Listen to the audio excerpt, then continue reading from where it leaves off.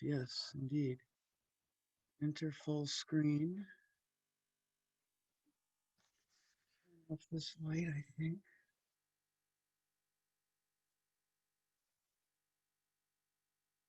Huh, that's a weird light there.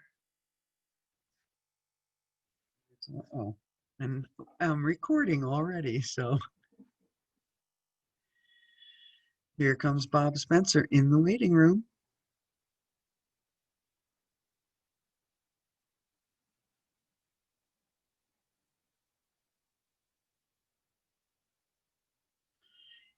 Hey, Bob, you're on mute.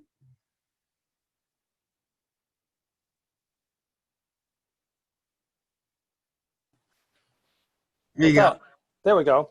Good evening. I got to get the light right here. I know, me too. I turned off the one behind me. I got weird circles. I know. I'm up in the loft. I'm up in my loft, so it's like it's. Me too. Oh yeah, I guess I need notes. I need a light on my notes. So it doesn't matter if it's like writers group or a library meeting or whatever. You know, you can look.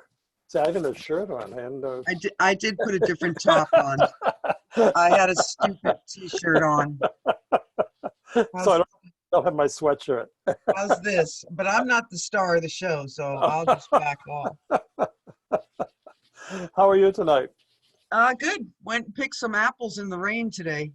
Oh, it didn't snow yet. Right. Snow yesterday. Pine Tree Orchard opened up the orchard for a bunch of us to pick and give to the new North Lovell Food Pantry. Oh yeah, I saw that. I saw that. They're going to do that to Sweden too, I think. Oh yeah, probably, yeah. Here comes Donna. She's the president of the board. Do you know her? No. I'll introduce you. Okay. I just did one of these yesterday. I was going to say you've probably done a lot. Oh, and just so you know, we're already recording. I can maybe clip this, but. All right. Oh, we have two.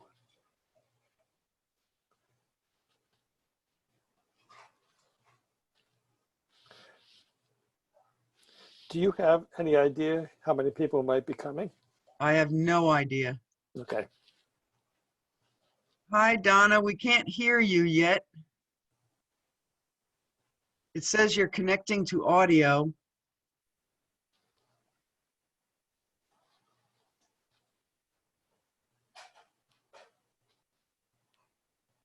I can't hear you yet. Can you hear me? Wave if you can hear me. Nope. All right. Oh, I see how she's muted. Ask to unmute. She's muted.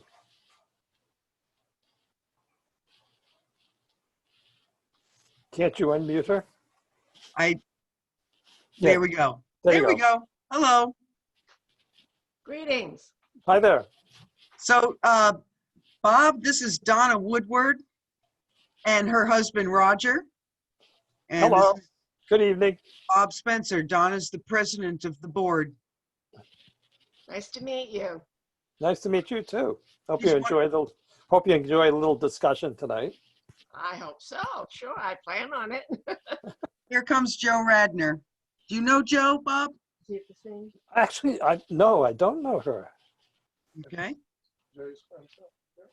I've heard of Joe. I know Joe's by reputation. You're a good storyteller, right? Hi, Bob. Yeah. I am. I come on with an apology immediately that I have to make. I was looking forward to this evening, and unfortunately, the father of a friend of mine passed away. Oh, too bad. And the memorial service starts at 7:30, and I have to be there. So I will be on for half an hour, and then I'm going to leave, and I just want to apologize because I'm going to miss it. But I will enjoy the first half hour very much. I also got an email from Moira, and she's not going to make it tonight. Yes. Yeah. With her husband. In trouble, yeah. However, I'm here. I'm looking forward. Yeah. Good to meet you, Bob. I've missed your workshops at the library. Everyone Susan and I are in a writers group at the Hobbs, and every time you do in those workshops, to fill up so fast, I don't get to join them. Well, we do have a monthly story group where people come and tell stories on a different theme. So that's kind of fun. Great. That's not limited at all. So watch this spot. We're just changing our schedule because of the different people's schedules during the pandemic. But I'm going to send Sue a notice about our November meeting within the next couple of days.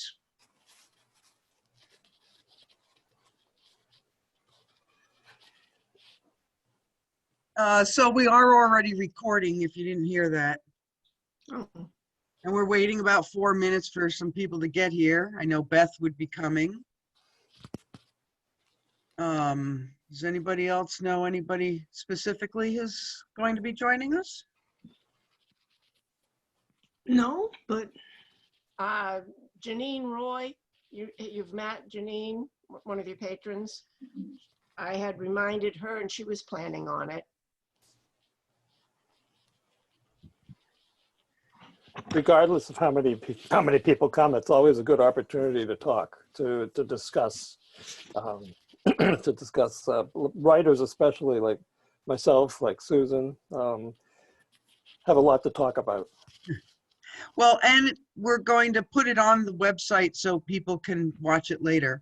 And so, Joe, I think you're the only one who heard me talk about this, that I was talking about having some little bonus meet the author interviews put on our website that, you know, not where we invite people, but I would have a one-on-one interview. And Roland Kreitz is one he just published, right? Right. To Touch the Earth, is that it? To Touch the Earth Again is the name. Yes, and he's in our writers group, and so he's one that I would like to do a one-on-one interview and then put that on the website.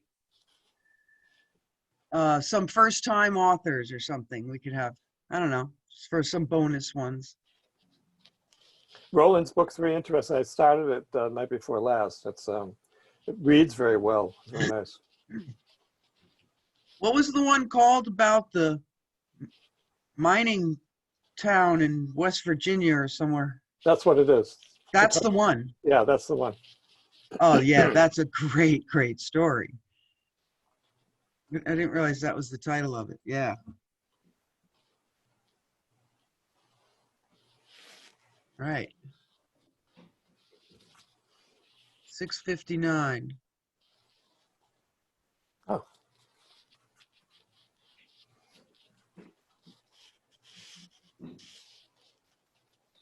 Here comes Beth. So So- Beth wrote your press release, Bob. The one for the Bridgeton News? Beth did that? Yes. Thank you.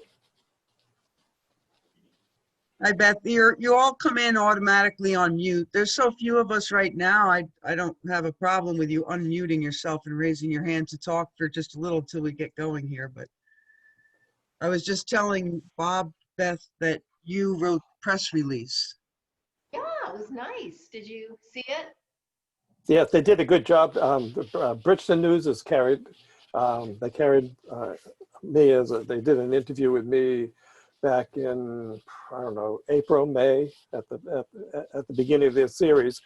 And so they've been very supportive. I buy ads from them occasionally.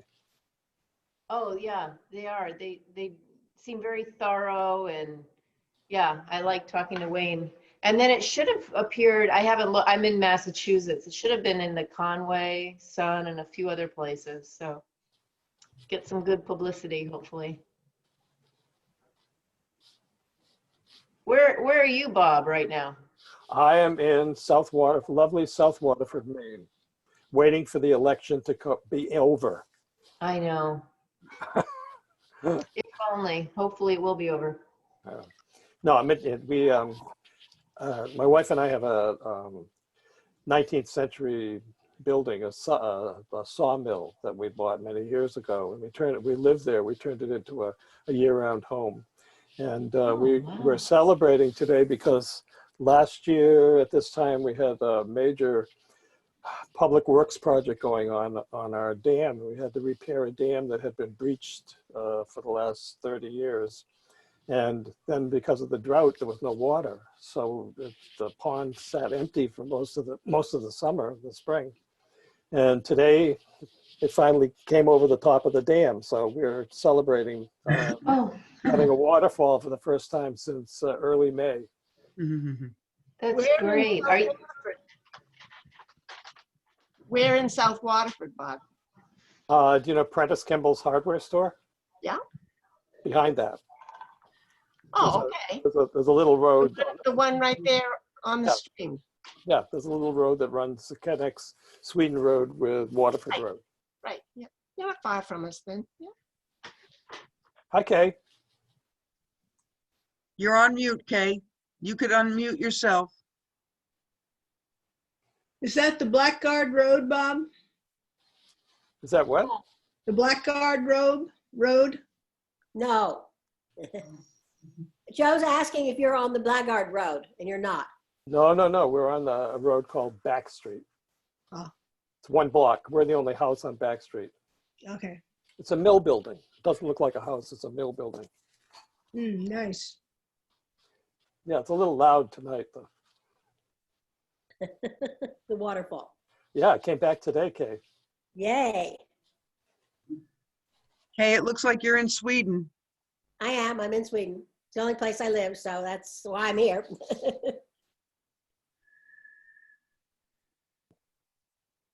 Hi, Should we Joe. Hi, everyone. Should we get started? Sure.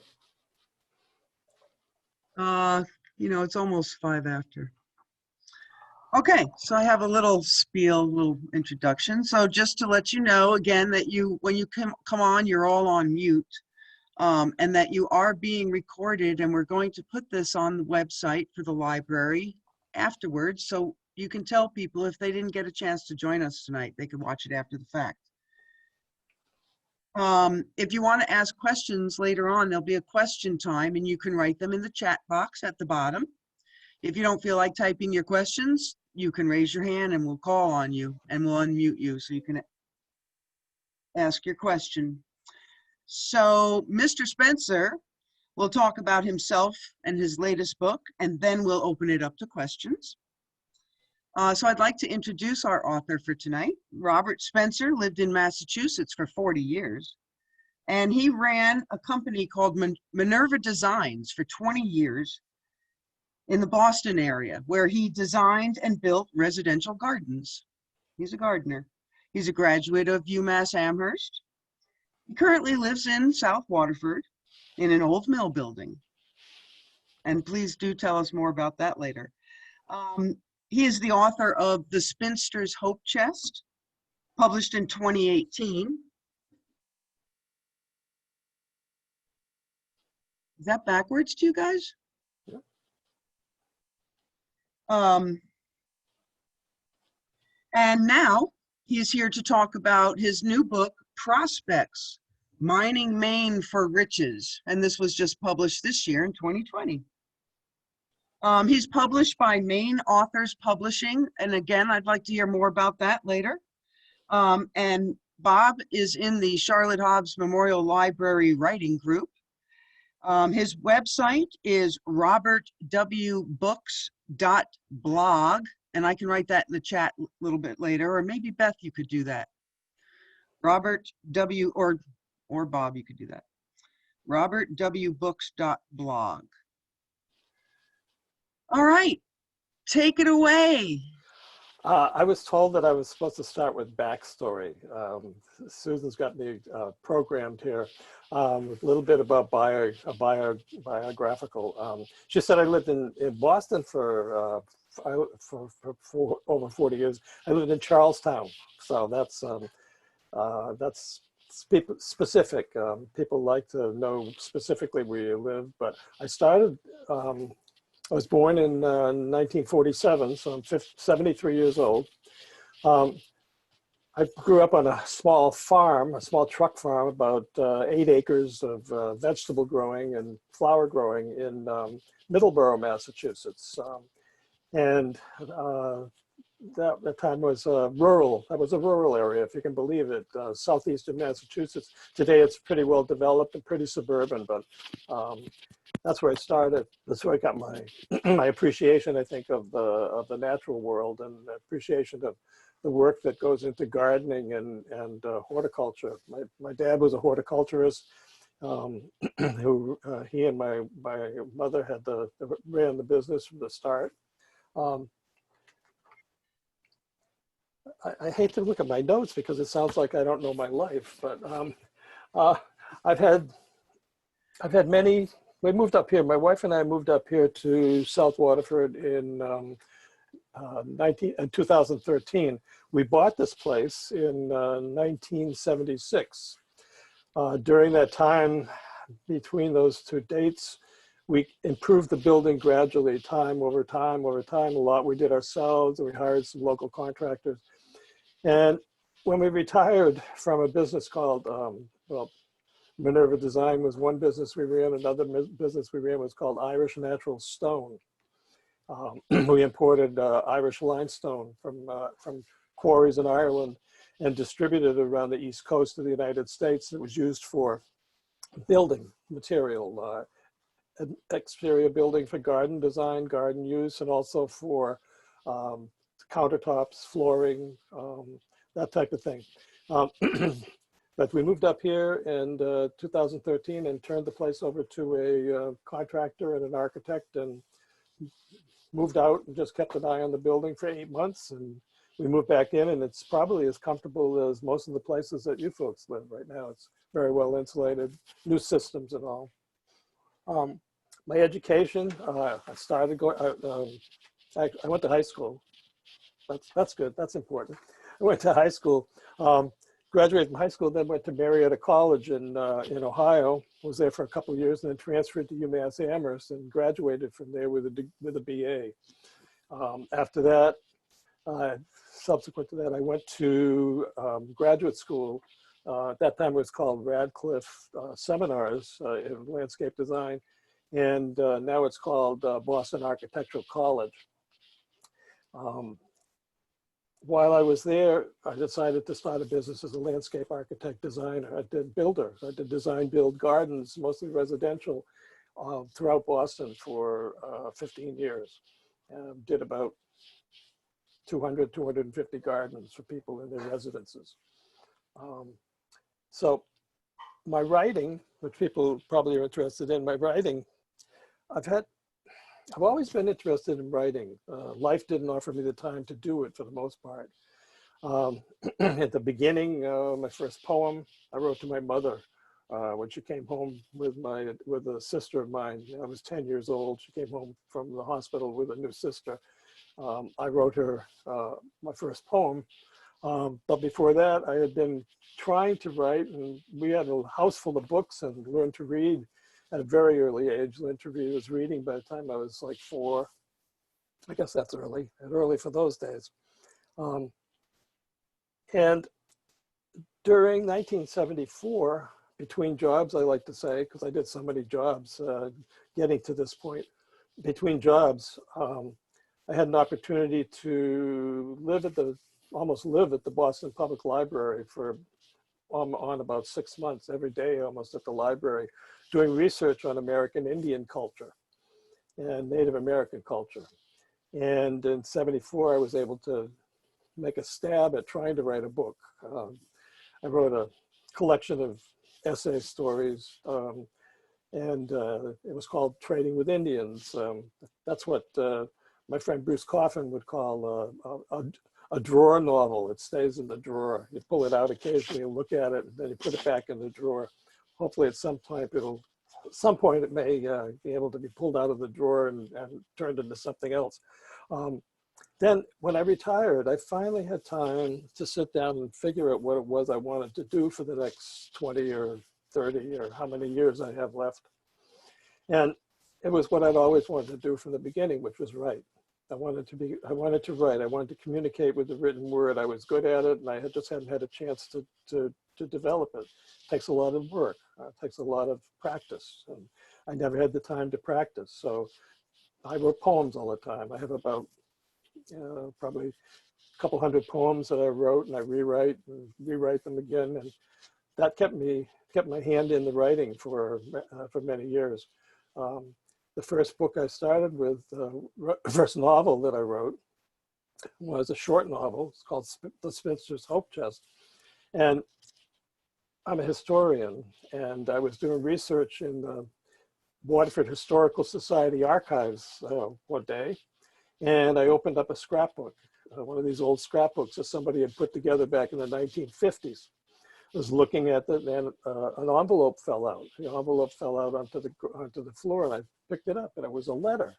And it was all tattered and torn, and I opened it up, and it was a letter about the early life of a woman by the name of Lizzie Millett, who was born in Waterford, in South Waterford, near my house, in 1861.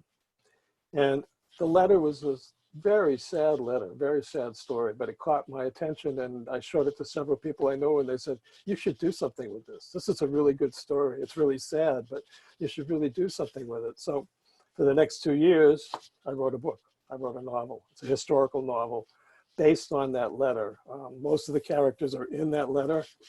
It was interesting, but it was a short book. It was a short book.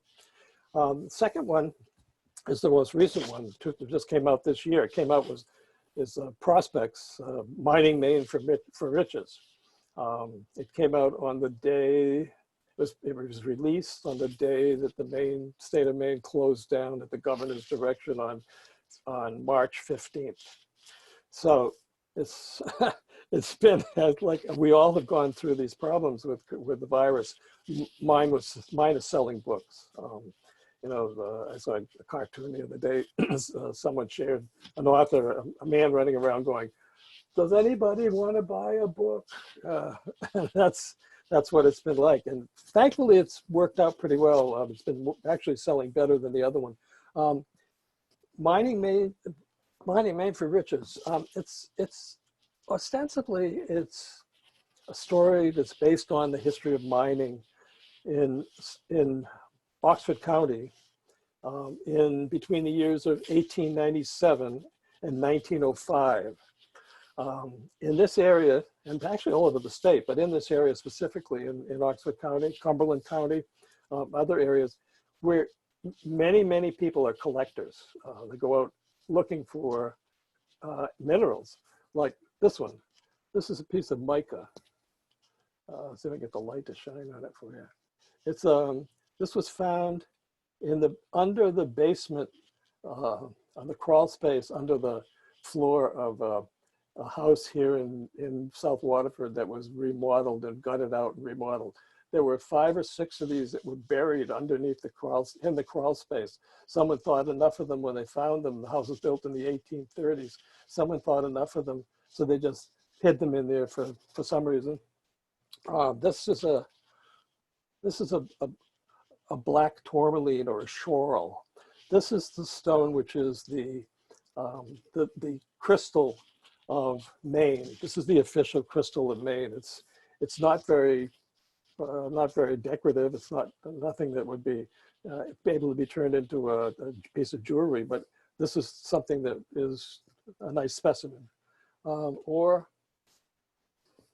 beryl. Here's a green. I don't know if you can see the green. You can see a slight green tone to this. This is a piece of beryl that came from a mine here in Waterford that it was opened during the early 1900s, but is now closed and overgrown. This is you can see it has 6 sides. It's a well-formed crystal. So there are many people who are collecting these, and ostensibly the story is about the people that were characters that were out digging for these things during the turn of the century. But it's not just about that. If it was about that, all we'd have to do would be to go to the museum up in Bethel. Beautiful place if anyone's not been there. the Bethel Museum is celebrating the 200th anniversary of the discovery of the first tourmaline in Maine at Mount Micah in West Paris. But it's more than that. It's more than the book. There's more. The book basically, this is the crystal on the cover. That's the first tourmaline. It's been labeled the Primus. It's hard to see. Again, it's nice and green. This was from 1820, the year that Maine became a state. This was discovered in Paris, Maine. Right, that's the cover, and it's about that crystal. That crystal act in my book. The crystal acts as a magnet. What it does is it pulls people in from out of state, people from other parts of the state, in to make their money, to strike it rich here in Maine, with mixed results. The characters that I found, the characters in the book, some of them are based on real life characters that I've discovered, I came upon when I was doing research for a 2016 presentation to the Waterford Historical Society on the history of mining in Waterford.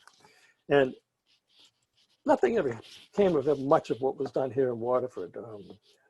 Thank goodness. I mean, if there were 9 mines that were opened at one time or another here in Waterford, if there were 9 mines here in Waterford that stayed open, the place would be totally different from what you see today. It would not be a farming community. It would not be a wooded area with lots of natural sites. It would have been a bunch of holes in the ground with potential water pollution and damage to the environment.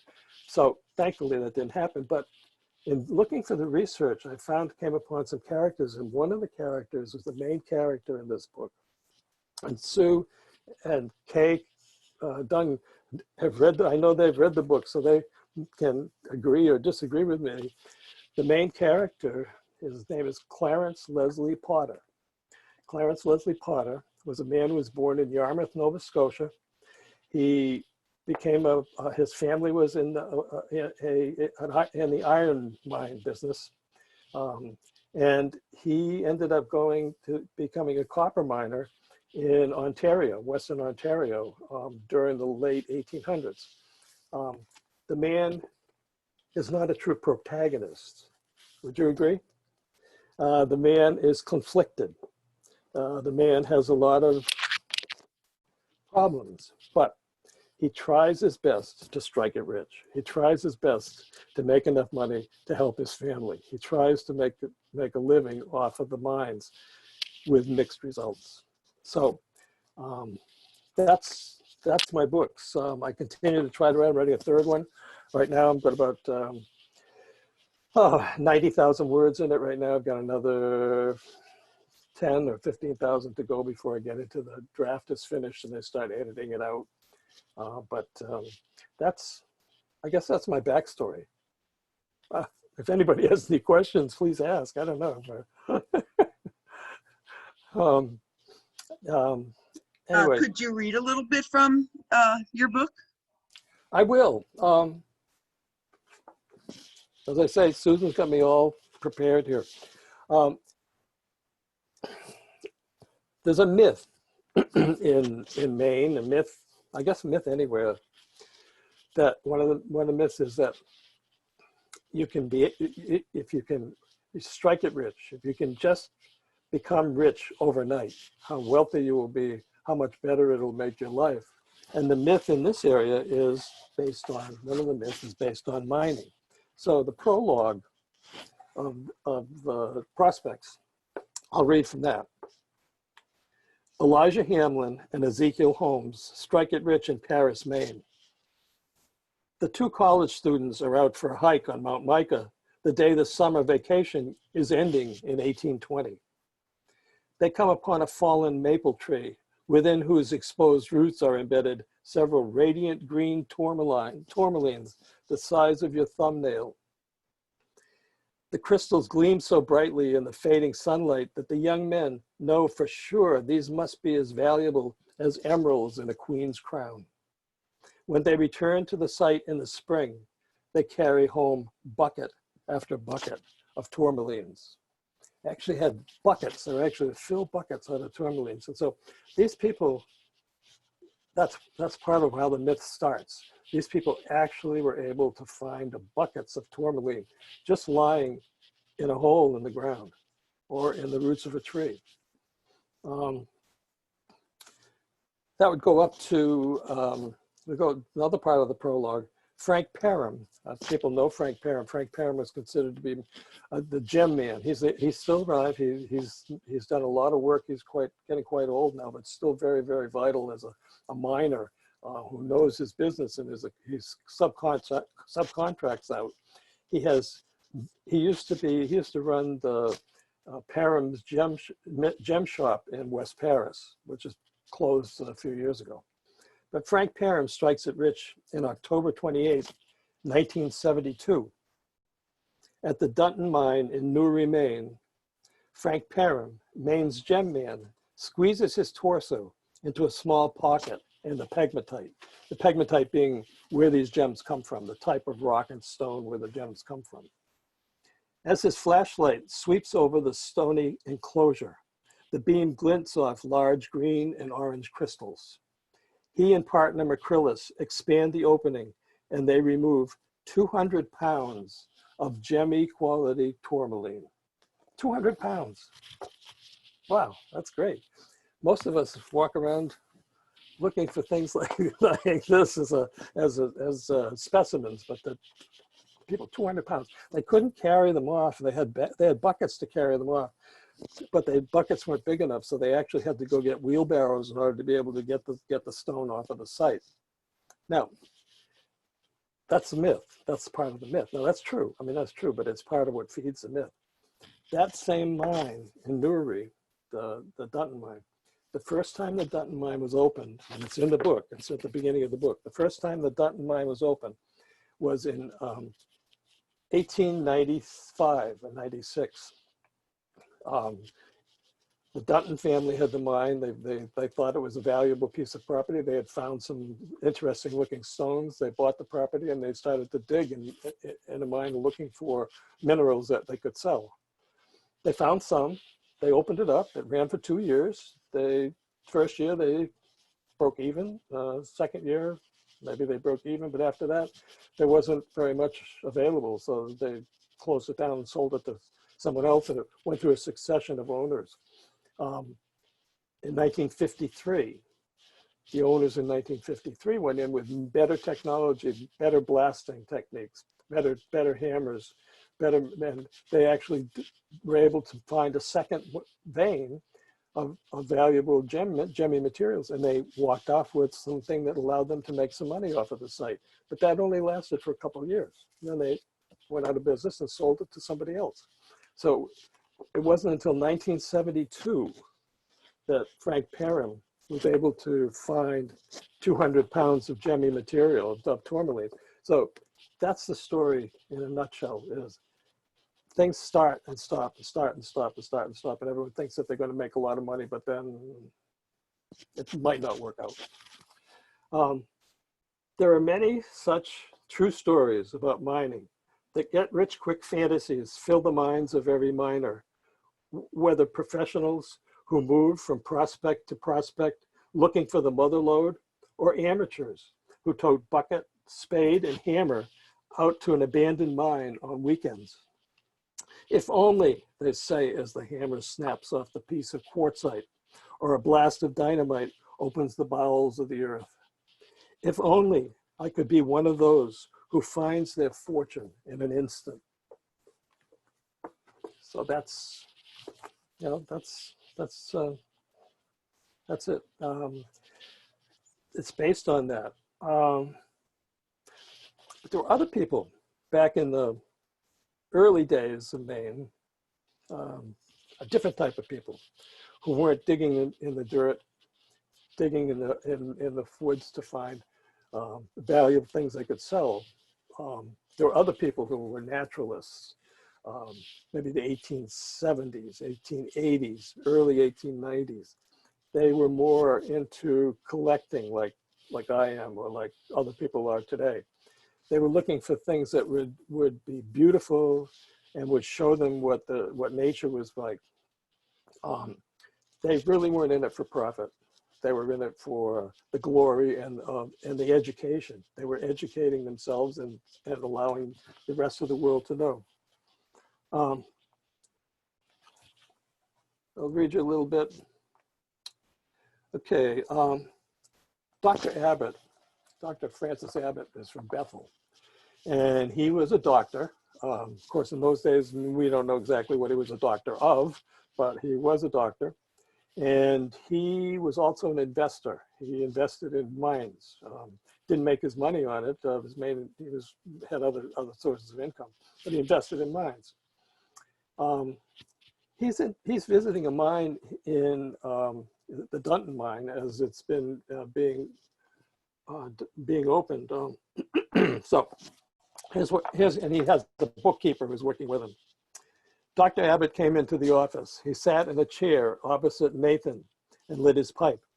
Hallett, how have we done so far? Should I have a shot of bourbon to celebrate or to drown my sorrows? Can't answer that question yet, Francis. It takes forever to decipher this little scratch marks on most of these slips. I have to wipe dried mud off some of them in order to read the figures. Who makes out these records every day? The doctor says, likely the only man nearby who has a pencil. These are miners, Nathan, not notaries. They can blast and drill and pick out crystals without breaking them to bits, but they don't really give a damn about keeping records. Look at this one, doctor, said Nathan. Can you make out whether this says 1/2 ton or 1/8? After staring and squinting at the paper for a second, Abbott answered, can't tell for sure, but I'd record it as 1/2 ton. Give it the best guess, so to speak. All right. The doctor clapped his hands, slapped Nathan on the shoulder. If this is our only problem, I skipped a part, but let's do this. As Abbott prepared to leave, he knocked his pipe on the table edge, spilling ashes on the floor. Quote, I had a friend in Waterford. He was a naturalist or scientist who made the collection of crystals, rocks, and minerals part of his life's work. James Shaw was his name. He began collecting when he was a boy, running through his father's fields on the slopes of Beach Hill. When I was but a sprout, he would take me to the deep holes he had dug where all types of specimens had been found, not just pretty crystals, but pieces of granite, shale, sandstone, things he could put on display case as examples of natural elements. Why would he select so many common rocks? He wanted to have a piece of every stone in the world, and even sent away to have exotic pieces shipped in by mail order. When he died earlier this year, this is 1897, when he died earlier this year, the family offered to sell me an enormous collection, but I have no place to put it. I did take the best pieces, green and orange tourmalines, purple amethysts, lovely blue and green beryls, gave them a good price for those. They put the rest in a couple of boxes for storage in the attic. Did he ever sell the best of the pieces he found?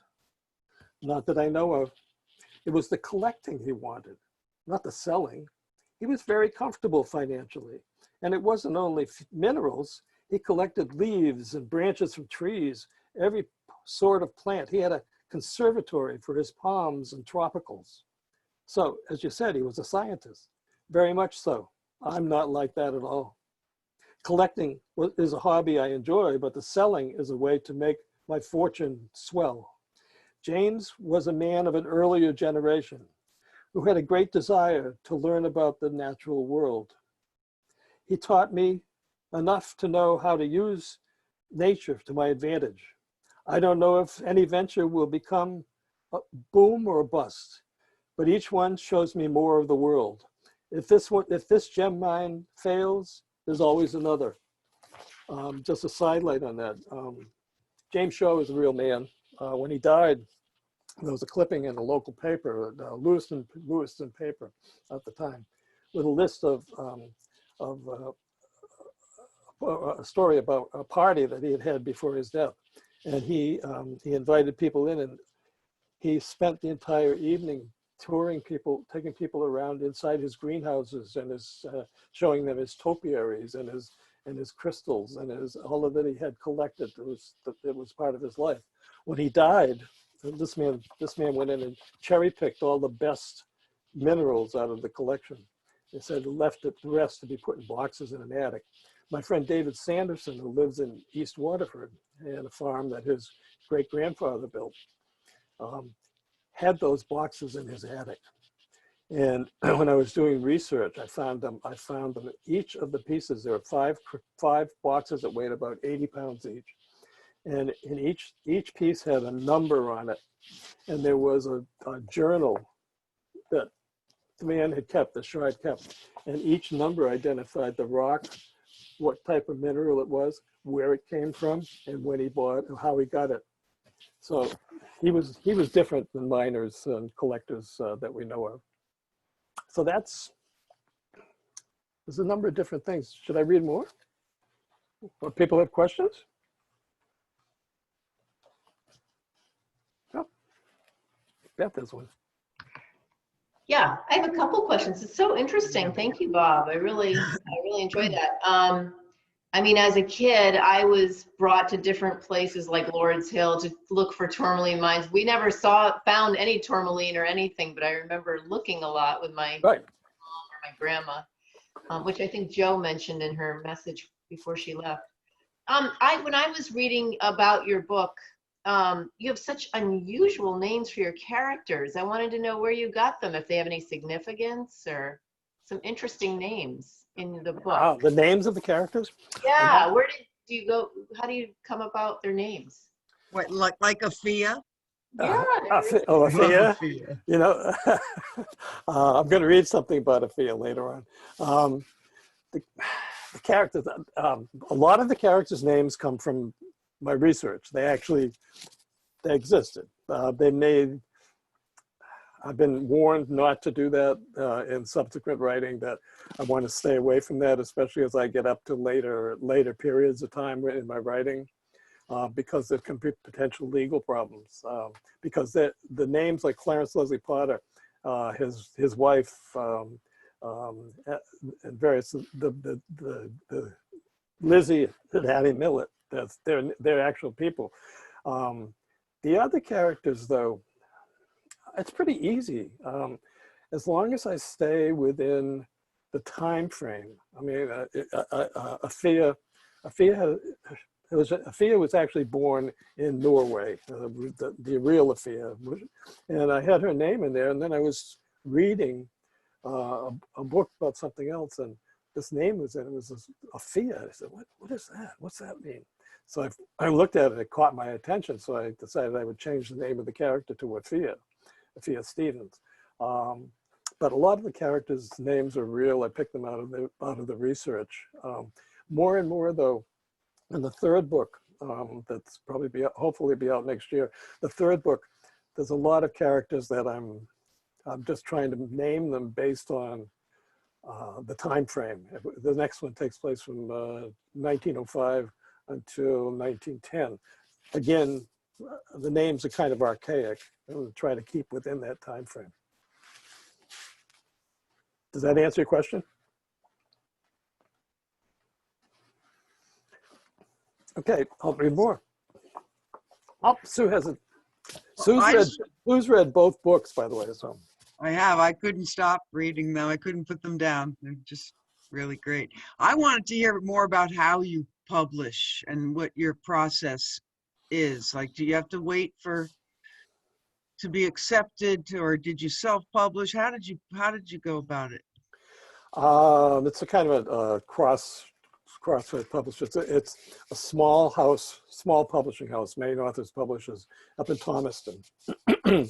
They are kind of a niche market. They specialize in Maine authors. Either the books are about Maine or written by people who live in Maine. How do I come about writing? I looked 6 months when I was writing the first book. I took 6 months and did a lot of research on what type of. I didn't think I was going to get a contract. would think I was going to be published by a major publishing company because of my age, partly because I started late, and also because the topics that I write about are not particularly, thus far, not with that first one especially, were not like of general interest. These folks offered me a package that I would be like a self-publisher. I'd pay for the package of services that they offered, just pick the ones that I thought made the most sense. And then they help to promote it. They have a network of bookstores and libraries and other areas that they sell the books. If they sell the books, they get you on Amazon. So it's like a mix. It's a small publishing house. And the process I went through is I write the draft, I edit it again. And then when I'm tired of editing, Kathleen Dunn here, she was one of my prime readers for prospects.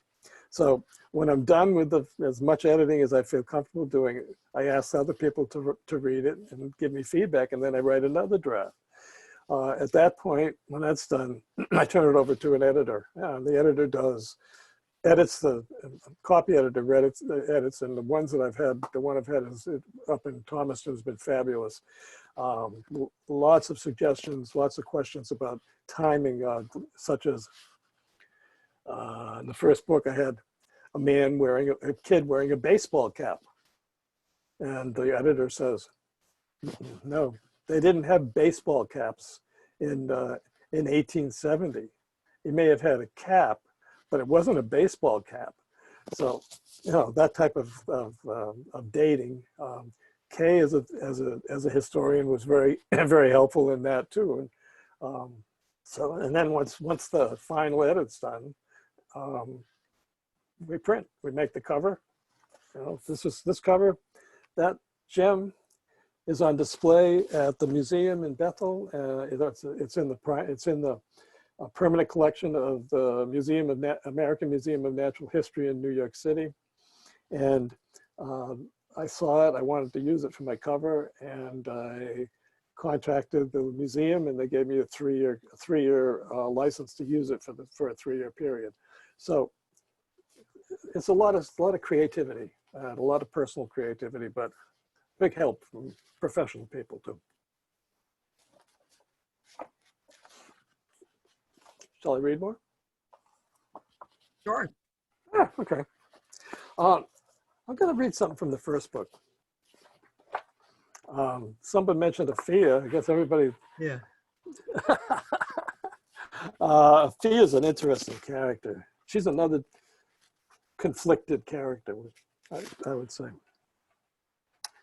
Okay, this would be the first time we see Afia. She's 14 years old. So it'd be like the 16, it'd be like 1875 in Norway. Afia Stevens was quite tall. Was quite tall for 14. She had the looks and airs of a much older woman. Her public school friends were often jealous, resenting the attention given to her by boys her own age, and even those who had graduated from high school. Several of Rosamond Stevens' good friends, that's her mother, good friends, had actually stopped visiting with their husbands because the men flirted with the young girl. Exasperated by 2 incidents in which older boys had followed Afia home from school and stood around in front of the house refusing to leave and shouting out for her daughter to come outside, Rosamond had taken to sending her to visit the Whitcomb farm for the summer and school holidays. Waterford, so rural, compared to Norway, seemed to be a safe haven. The girl took well to her home away from home, doing whatever household and farm chores needed to be done. Her grandmother, who was quite lame, was ever so grateful for the assistance with household chores. Afia was especially fond of time spent with Grandpa Abe. She rushed to complete laundry, cleaning, and other indoor work each morning in order to help with haying, plowing, and caring for the Morgan horses that he was raising to sell. She was also strong for such a young woman, nearly keeping up with her older brother Ron when he mowed and gathered hay on days off from school. Farmer Whitcomb sometimes chastised his granddaughter for working like a boy, but he was most impressed with her stamina. Afia, dear girl, when you're old enough to marry, it might prove hard to find a husband who wants a wife as strong as he is. He chided her in jest. Then I'll not marry. I'll just stay here with you and the horses. She loved the farm life so much that upon return to school, after each vacation, Afia found it very difficult to concentrate on classwork. Her mind wandered back to Waterford when she was supposed to be studying. In particular, she was obsessed over the horses, which now numbered 9, 2 old work nags and had been many years, and the 7 prize Morgans. Her grandfather had purchased these over time as he could afford it in order to boost farm income. Morgans were a popular military breed, good at pulling wagons with heavy loads, and could be readily sold to farmers and stage drivers. During lectures, while other students diligently took notes, Afia, a pen in hand, would absentmindedly sketch horse heads with a name scribbled under each. Her mother complained that she daydreamed most of the time, and though she completed most of her chores at home, her mind was usually elsewhere. Girl, this is a father actually. Girl, you have got to concentrate on what you are supposed to be doing with your life, said his father one night after dinner. She had just dropped her full dinner plate. Vegetables, chicken, and gravy lay scattered on the carpet. She cried out in frustration, hands waving over her head. Daddy, what is it that I'm supposed to be doing? My friends do not want to be with me anymore. Boys are always staring at me and making rude comments. I hate my teachers. I just want to go live with Grandpa on the farm. Afia, you're an intelligent, hardworking young girl with a very bright life ahead of you. Farm life is not what you should be doing. On hands and knees, she picked up broken plate fragments and food from the floor, rushed to the kitchen and tossed it into a trash bucket. He did not know how she felt. He was just like Mom, always planning to ruin her life. Maybe she could run away. Maybe make believe that she was 18 and get married. She looked old enough to perhaps marry a Waterford farmer who would buy the farm. Then she would be happy. Okay, so she's at 14. So now up to this book. Let's do a comparison. This is fun. This is a fun comparison. I see how far she's developed. I hate to tell you where she is with this 3rd book, but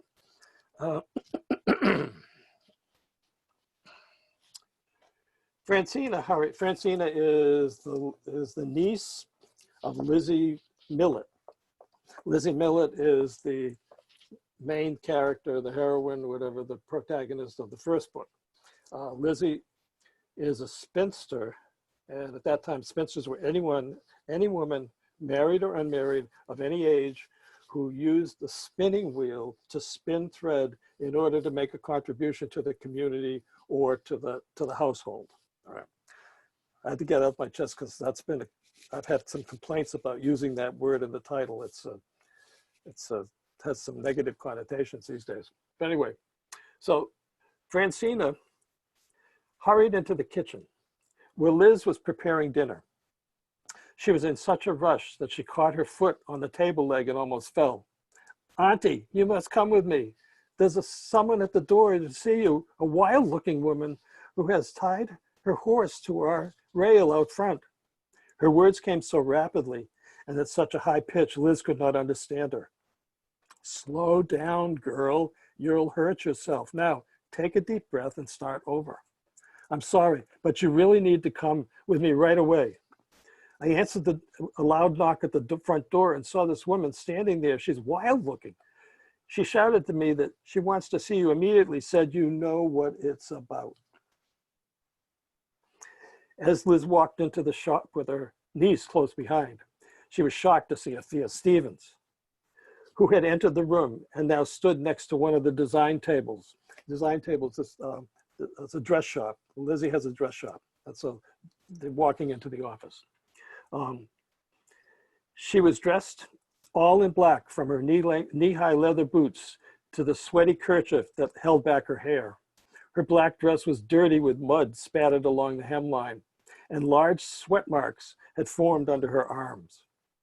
Jammed behind a sash at her waist, the handle of a pistol was clearly visible. At Liz's entry, she laughed maniacally and drew her arm across the table, scattering papers and pencils across the room. I warned you, miss. I warned you the last time I was here. You were not to delve into my private life anymore. You paid no attention to my warning. Now I'm back. Liz stood stock still, then pushed Francina back into the kitchen. Miss Stevens, Thea Stevens, get out of my house. She pointed to the open front door, but remained standing near the kitchen entry, ready to jump out of the way if her visitor became violent. You are not welcome here, she said firmly. Miss Lizzie, Sophia sneered, I'm likely as welcome here as you and your friends are at my house. Her voice grew louder. Why do you continue to torment me? Send your friends to investigate me. I'm the one who should be angry, not you. I don't know what you're talking about, Thea. There has been no effort on my part to bother you. Now please leave my house right now. The wild woman turned, screamed, and rushed toward Liz with both arms in the air.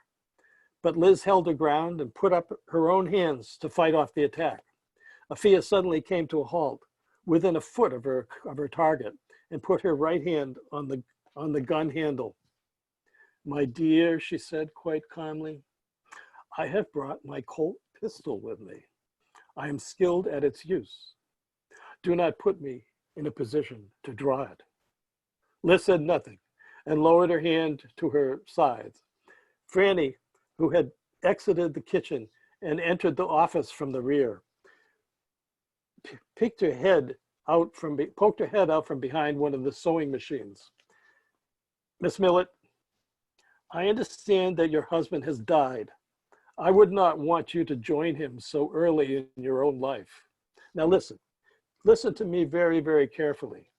You are not to send your man Nathan Hallett, his friend Potter, or any other of your people to bother me anymore. This is the second time I have warned you, and I want it to be the last. They came to my place on the pretense of getting permission to cross my land. They even gave me money to be cooperative, but I'm not easily fooled, miss. I know what you're doing. You're trying to get even with me for taking your fiancé. Now that you are alone again, you want to ruin my life so that it is miserable as your own. What a great character she is. She's all grown up. Beth. A couple of people have questions. That was great. Bob, I have a question. As a historian, is this your particular interest, like mid-1800s in Maine, or what is your particular interest as a historian? What do you study mostly? Once I started with the first book, all right, let's see, South Waterford in that period of time is very, very interesting community. We live on a little stream that runs between Keokuk, between the lake, and Bear Pond. It's 1.25 miles. Little stream now, it meanders around back and forth, doesn't seem very powerful. At one point during the mid-1800s, there were 9 mills and assorted outbuildings along the stream. And when I came here and bought this building, this was one of those mills. And so I started delving into the history of this building and ended up finding out more and more and more about the history at that time of these other mill buildings. I've set up, I'm the president pro tem, I guess, of temporary president of a group called Friends of City Brook, which is City Brook. It used to be Millbrook, now City Brook. And what we're trying to do is build a trail. We've got half of it done along the brook from between the pond and the lake, and highlight the various mill sites that are existing, remnants are existing, excuse me, with signs, interpretive signs. So yeah, so it's a fascinating period of history to me. But I think that's always been the case, is I'm always very fascinated by the history of the place that I live. And Charlestown was fascinating. Charlestown, going back to the Indians in Charlestown, and then up to the Revolutionary War and all that, that period was very fascinating to me. But I'm also, once I found that first book, once I found that letter, the woman was born in 1861, it became the first of a series. So I've got 1861 up to 1888, then 1897 to 1905. So the next one is 1905 to 1910. So I'm interested in all those periods. I'm a history nut, I guess. Nancy had a question. Can you hear me? Am I knocked out? No. Okay. Well, would you call your genre then historical fiction, because you start with the seed of that letter, and you said you use the names of the people in the letter for your characters, Right? and maybe some of that plot, but then you go from there? Is that what you did with that one book? Exactly. Historical fiction. It's based on fact of one sort or another. It could be just a historical period based on happenings that happen, national or international happenings of a certain period, or it could be individual lives that happened for people that were not famous, just the small people, the people that that everybody has a story, and some of the small people have perhaps the most common people have the most interesting stories. So yeah, it's historical fiction. There's a number of good writers now that are using historical fiction as a basis for some very, very good books. In our publishing house, we have two other authors who Irene Drago has written two books about Bath, about the history of the boat building in the town of Bath, Maine. Deb Gould, who lives near Bangor, has two books that she's written about 5 families who, during the colonial period, settled along this small river called the Eastern River. And she's got the second one out. It follows the 5 families through generation after generation after generation. And there's a lot of truth in it, a lot of true happenings, and a lot of social truths. But there's quite a bit of good writing in historical fiction these days. May I follow up with something? You seem to do a really good job with the female characters. And how do you feel about that, trying to write through the eyes of a female character? That is a great question. That's a question that comes up a lot. And I've had a chance to think about it a lot. My wife and I talk about it often. That, first of all, I don't really distinguish between the male and the female characters. My characters are, they're characters, they're humans. They have characteristics, they have personalities, they have life histories. The way they interact creates the story. The way the characters come together and their relationships actually creates a story. But as far as being able to portray women, I consciously have made an effort to portray women in stronger roles than they have been at that time. It's not, they're not historical.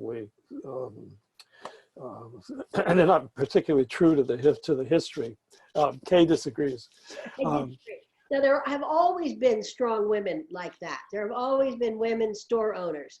There have, in the 17th century, there were several women who became widows and took over their husbands' printing presses and were critically important to getting some issues out that were printed, you know, to help get the Revolutionary War started in New York City. I mean, there have always been, you know, even back into the Middle Ages when women would be in charge of convents and run, you know, very strong convents. You know, they had to keep everybody fed and have enough money and all of that kind of thing. So so yes, you do strong women, but strong women have always been part of every historical epic. I think I can illustrate that what I said maybe clearer. The Hattie and Lizzie Millett, they were born in 1861 and 1863. When they were born, on the farm, they had very little future offered to them, other than marriage and children, perhaps teaching, perhaps they were able to teach, and spinsterhood, Right. being taken care of their family, of their sisters and brothers' children, and specifically Lizzie and Hattie, their father was a bastard. Their father was an alcoholic. He was cruel to their mother. Their mother died when Lizzie was 9. Lizzie then had to raise her sister, because her father wanted nothing to do with her. So they went through a whole series of moving from family, grandparents to uncle, back to grandparents, living with various parts of the family. In the letter about Lizzie's life, the writer of the letter, who knew her sort of at the end of her life, she knew her somewhat, or knew her history, said she had a miserable life. She never was happy. She never had found a husband, never had a family. And one I can remember, this is pathetic, was she put up a good front during the day, but at night her pillow was soaked with tears. That was in the letter. So those Sounds two, melodramatic. but I know, oh yeah, but those two characters, those two women, they succeeded. They made it through, and they became, especially Lizzie, became a successful business person. So she became one of those strong people that Kay is talking about. But I think, to go back to Nancy, if I could, I grew up with 3 sisters. I thought so. I have a wonderful wife who has 2 sisters that live up here with us and in the neighborhood. It seems to me that one of the things that will be helpful for the future is that we have more women leaders, and we have more women who are authority, and more women who can help to direct the country and to direct society. So in that sense, you know, I think that women characters should be strong.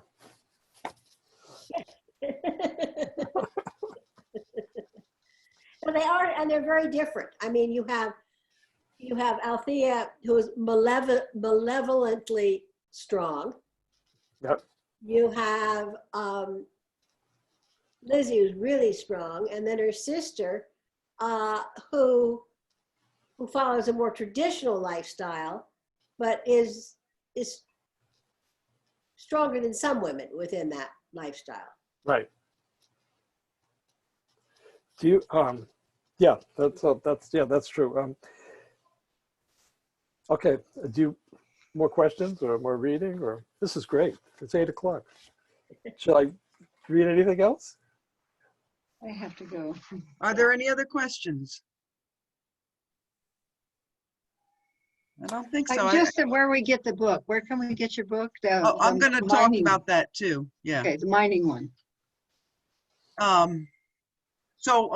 I wanted to say was that his books, our Meet the Author series through the Charlotte Hobbs Library is sponsored by Bridgeton Books in Bridgeton and White Birch Books in North Conway. So you can get books there. And you can also go to Bob's website, correct? Right, can. Yep. I will direct you. I direct you to the publisher. The publisher would be the person, the people who would, Maine Authors Publishing. right. But that's on, that information is on my website. Also, it's Amazon. I'm on Amazon. We try to deal with the bookstores more than with Amazon. The bookstores need our support, especially during the COVID. But do you, are your books actually in white birches? Because you said before you didn't think they were. I don't think they are. I think you'd have to order. Should have to order. I also mentioned that Adrienne Cote, who runs the bookstore at Doorway, the Tribune, she has both books. She stocks them, and she's been very supportive. Also, all of the Sherman sites, there's 5 Sherman sites. They all are selling the book, and there's a number of other places, other bookstores around the state. Nobody in Massachusetts. Sorry, Beth. Well, she's actually in the process of moving up here. Oh, Yeah. really? Has moved. Well, thank you all for coming. Very, very much. Thank you all for coming. Thank you, Bob. Coming up in our Thank you. Thank you very much. Meet the Author series is Kate Christensen on Thursday, November 19th at 7, another Zoom. Kate Christensen is the author of 7 novels, including The Great Man, which won the 2008 Penn Faulkner Award for Fiction, and most recently, The Last Cruise, as well as 2 food-centric memoirs, Blue Plate Special and How to Cook a Moose, Oh, gross. which won the 2016 Maine Literary Award for Memoir. So that should be an interesting author as well. We've had a great mix of authors in this series, and I've just been thoroughly enjoying it. Thank you so much, Bob. Thank you very Thank you, much. Bob. Really Thank you enjoyed very it. much. Thank you. Don't forget to vote. Very Yes. important. Very important.